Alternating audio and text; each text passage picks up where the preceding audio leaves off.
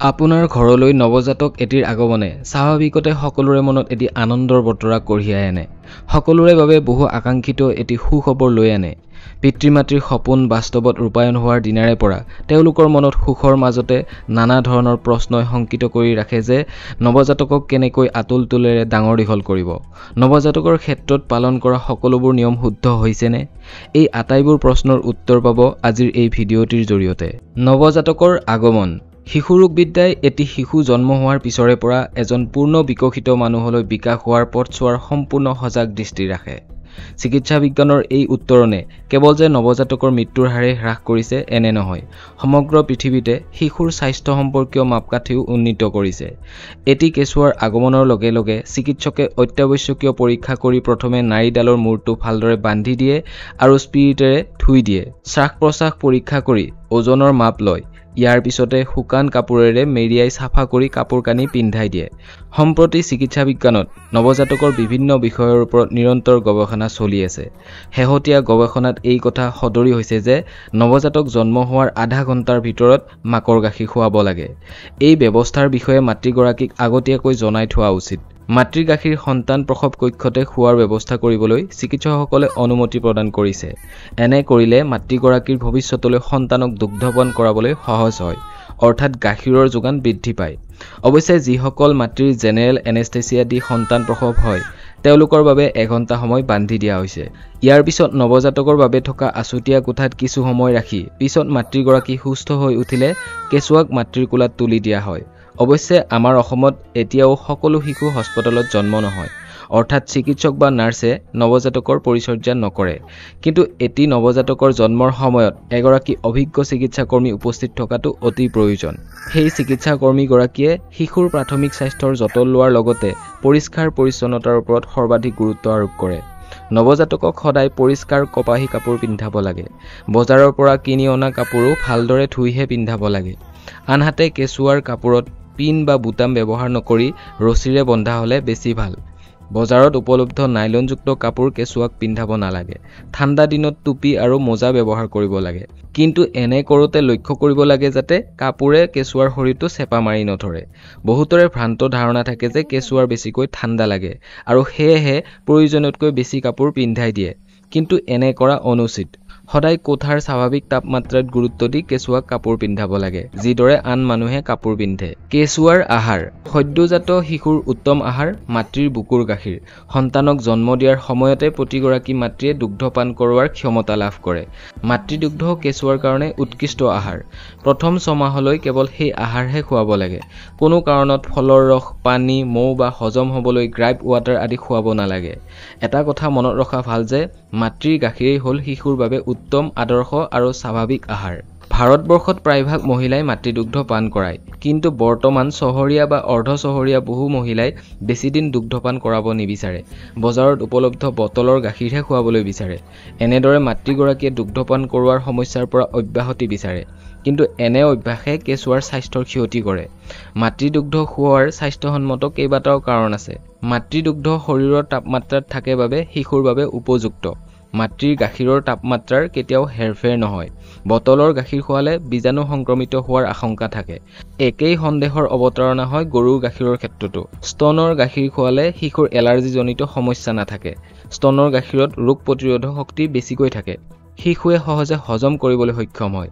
আটাইতকৈ গুৰুত্বপূৰ্ণ বিষয়টো হৈছে যে মাতৃৰ গাখীৰৰ তুলনাত অন্য জন্তুৰ গাখীৰত প্ৰটিন আৰু কেলছিয়াম থাকে। সেইবাবে গৰুৰ গাখীৰ খালে কেঁচুৱাৰ স্বাস্থ্য সবল হয় যদিও মগজুৰ বিকাশ নহয়।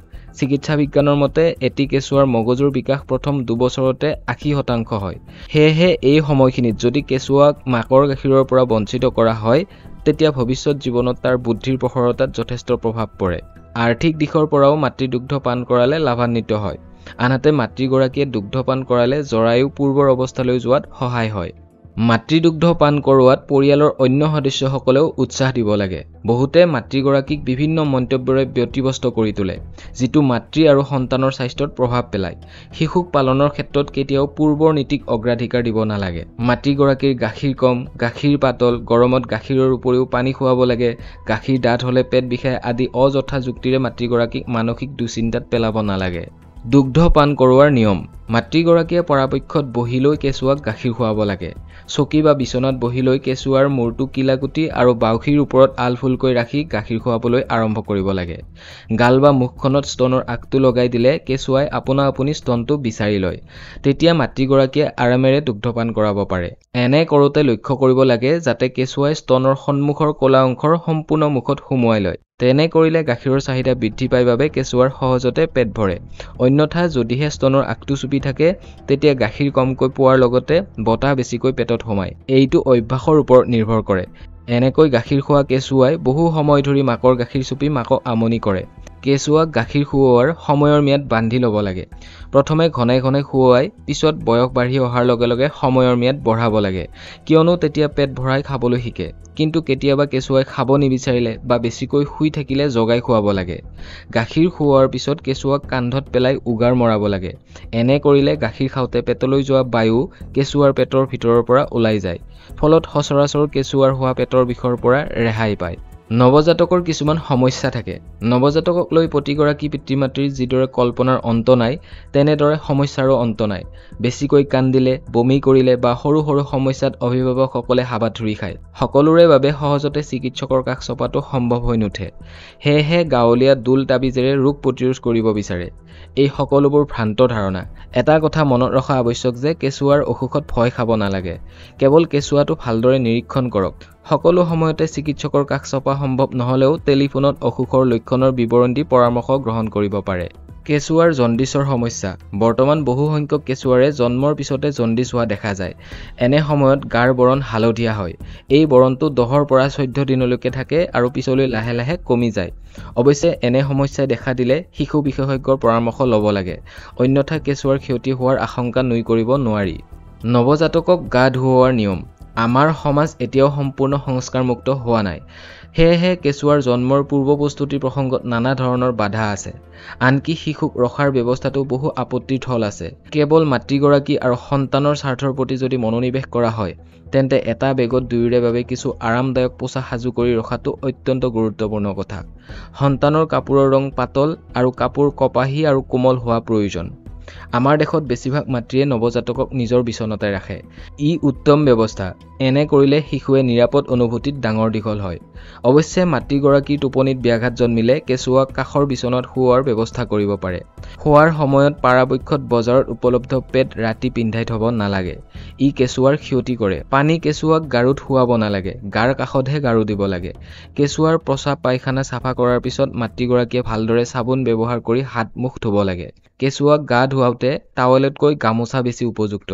ঠাণ্ডা দিনত কেঁচুৱাৰ বাবে কম্বল বা পাতল লেপৰ প্ৰয়োজন পুৰণি গৰম চল ধুই ভাঁজ কৰি শিশুৰ দেহ আৱৰি থব পাৰিলে অতি উত্তম এনে কাপোৰত প্ৰস্ৰাৱ পায়খানা থাকিলেও ধুবলৈ সহজ হয় সাধাৰণতে জন্মৰ পিছৰ দুদিনমানলৈ গা ধুওৱাৰ প্ৰয়োজন নাই গা ধুৱালে কেঁচুৱাৰ দেহৰ উত্তাপ কমি যোৱাৰ আশংকা থাকে তাৰ সলনি কুহুমীয়া গৰম পানীত কাপোৰ তিয়াই ভালদৰে মচি দিব লাগে কৰঙনৰ চুক আৰু শৰীৰৰ ভাঁজ লাগি থকা অংশ পৰিষ্কাৰ কৰি দিব লাগে শৌচ কৰাৰ পিছত গুহ্যদ্বাৰ পৰিষ্কাৰকৈ চাফা কৰিব লাগে কেঁচুৱাক তেল মালিচ দিয়াটো অনুচিত তাৰ সলনি যিকোনো বেবী অইল বা অলিভ অইল ব্যৱহাৰ কৰি মাতৃগৰাকী নাইবা পিতৃয়ে কেঁচুৱাক মালিচ কৰিব লাগে প্ৰথম এটা বছৰ নিয়মীয়াকৈ মালিচ কৰাৰ অভ্যাসে কেঁচুৱাৰ লগত পিতৃ-মাতৃৰ সম্পৰ্ক সুদৃঢ় কৰাৰ লগতে কেঁচুৱাৰ শৰীৰত তেজৰ চলাচলো উন্নত হয় সাধাৰণতে কেঁচুৱাক গা ধুৱাওঁতে পৰিষ্কাৰভাৱে সুবিধাজনক পাত্ৰতহে স্নান কৰাব লাগে গা ধুওৱা পাত্ৰৰ আকাৰ এনে হ'ব লাগে যাতে কেঁচুৱাই ভৱিষ্যতলৈ বহি সেই পাত্ৰত গা ধুওঁতে পানীৰ লগত খেলিব পাৰে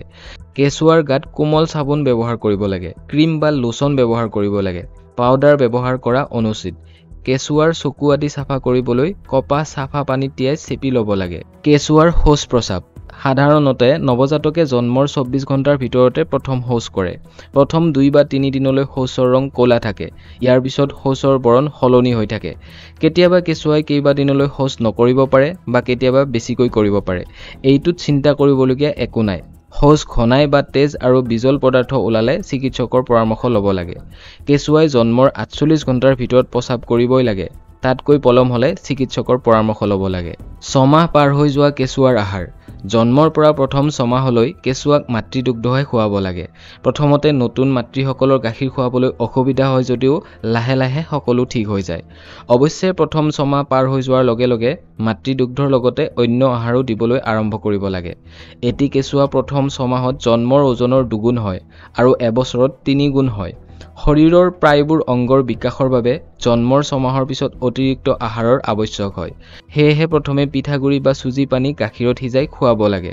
পৰাপক্ষত বজাৰত উপলব্ধ টিনৰ বস্তু এৰাই চলিব লাগে। কেঁচুৱাক জলপানৰ লগত ঘিউ বা মাখন খুৱাব পাৰে। জলপানত নিমখ বা চেনি দি এটা সোৱাদ দিবলৈ চেষ্টা কৰিব লাগে। এনেদৰে অভ্যাস কৰাৰ কিছুদিনৰ পিছত গোটা আহাৰ খুৱাব লাগে।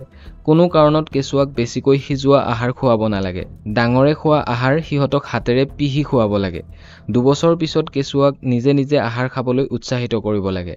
আহাৰ খোৱাৰ ক্ষেত্ৰত কিছুমান নিয়ম যেনে টেবুলত বহি বা ডাঙৰে যিদৰে খাদ্য গ্ৰহণ কৰে সেই নিয়ম পালন কৰিব লাগে। কোনো কাৰণত মূল আহাৰ নাখালে গাখীৰ বা তেনেজাতীয় খাদ্য খাবলৈ দিব নালাগে। এনে কৰিলে সিহঁতৰ অভ্যাসত বেমেজালি হয়। শুকান ৰুটিও গাখীৰত জুবুৰিয়াই লৈ খুৱাব পাৰি। লাহে লাহে কেঁচুৱাক ফল খুওৱাৰ অভ্যাস কৰিব পাৰে। পকা কল, পকা অমিতা, আম আদি জলপানত মিহলাই খুৱাব পাৰে নাইবা অন্য সময়তো এইবোৰ খুৱাব পাৰে। 8 মাহমান বয়সৰ পৰা কেঁচুৱাক ভাত, দাইল আৰু সিজোৱা পাচলি খুৱাব পাৰে। মনত ৰাখিব যে ডাঙৰৰ দৰে কেঁচুৱাইও একে খাদ্য একে সোৱাদ লৈ বিৰক্ত হয়। সেয়েহে খাদ্যৰ ধৰণ সলাই সলাই দিব লাগে। পুৱাৰ আহাৰ, দুপৰীয়াৰ আহাৰ, আবেলিৰ আহাৰ আৰু ৰাতিৰ আহাৰৰ ধৰণ বেলেগ বেলেগ হ'লে ভাল হয়। ফলৰ ৰস, দৈ আদি খুৱাব পাৰি। অৱশ্যে এনে সময়তো কেঁচুৱাক মাতৃদুগ্ধ পান কৰাই থাকিব লাগে। কিন্তু আন আহাৰ খাবৰ কাৰণে ভোক লাগিবলৈ সময়ৰ ব্যৱধান বঢ়াই দিব লাগে। কেঁচুৱাৰ দৈনন্দিন আহাৰৰ প্ৰসংগত পৰিয়ালৰ জ্যেষ্ঠজনৰ বা বন্ধু-বান্ধৱৰ পৰা বহু কথা শিকিব পাৰি। আনহাতে চিকিৎসকৰ পৰাও কেঁচুৱাৰ আহাৰৰ বিষয়ে জানিব পাৰি। প্ৰায় এবছৰৰ পৰা কেঁচুৱাই সকলো ধৰণৰ আহাৰ গ্ৰহণ কৰিব পৰা হয়। ঘৰত প্ৰস্তুত কৰা আহাৰ কেঁচুৱাৰ হাতত দি চোবাই খাবলৈ শিকাব লাগে। কেৱল এনে কৰোঁতে কেঁচুৱাই যাতে বেছিকৈ মুখত ভৰাই নিদিয়ে বা অন্য কোনো দ্ৰব্য মুখত নিদিয়ে তাৰ প্ৰতি লক্ষ্য ৰাখিব লাগে। কেঁচুৱাক বেছিকৈ সিজাই বা চালনীৰে চেকি আহাৰ খুওৱাৰ অভ্যাস কৰিব নালাগে। প্ৰথমে বেছিকৈ সিজোৱা আহাৰেৰে আৰম্ভ কৰিলেও লাহে লাহে গোটা আহাৰ খুৱাব লাগে। অন্যথা দাঁত গজাত সমস্যা হোৱাৰ আশংকা থাকে। কেঁচুৱাক আহাৰ খুৱাওঁতে সদায় খাদ্যৰ গুণাগুণৰ প্ৰতি লক্ষ্য ৰাখিব লাগে।